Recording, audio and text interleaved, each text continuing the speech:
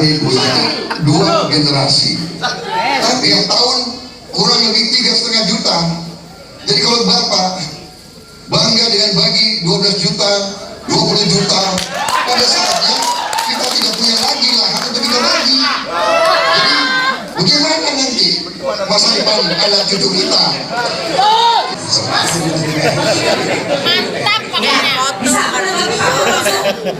Memperjuangkan etika politik, berani membela yang benar, menghargai juga lawan-lawan politik kita. Jadilah politikus yang dihormati oleh politikus yang lainnya.